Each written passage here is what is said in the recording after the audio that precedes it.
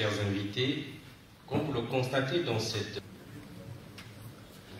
Un certain nombre de défis ont été identifiés. Cette politique nationale de l'emploi vient à un point nommé, à un bon moment, notamment dans un contexte où nous avons des défis énormes en termes d'emploi et d'employabilité, notamment au niveau de la jeunesse.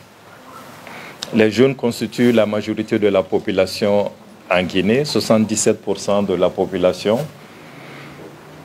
Ils sont touchés par le chômage, le sous-emploi et aussi ils ont besoin de formation professionnelle, ils ont besoin d'accompagnement et d'appui. Quand nous regardons les statistiques du marché de l'emploi, les statistiques de l'emploi en Guinée, même si les statistiques ont besoin d'être actualisées dans le cadre des prochaines enquêtes et études, nous pouvons constater que l'économie salariale compte pour moins de 19% des emplois au niveau national et que nous avons en moyenne un nombre important de personnes qui arrivent chaque année sur le marché du travail.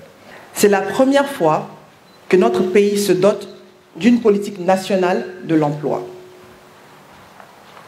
C'est donc avec un immense plaisir et un réel privilège que je procède aujourd'hui au lancement des travaux de validation de cette politique nationale de l'emploi pour la période 2024-2030.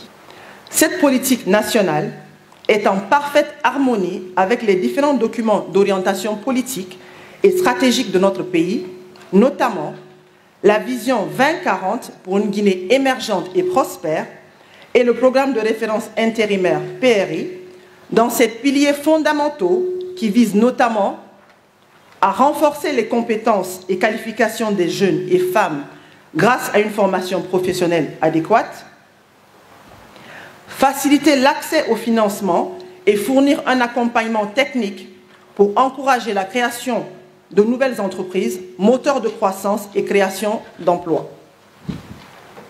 Formaliser les activités économiques informelles pour élargir la base de l'emploi et assurer une protection sociale aux travailleurs les plus vulnérables, à investir dans les infrastructures de transport, d'énergie et de communication, entre autres, pour créer les conditions nécessaires à l'essor d'activités économiques et à l'augmentation des opportunités d'emploi.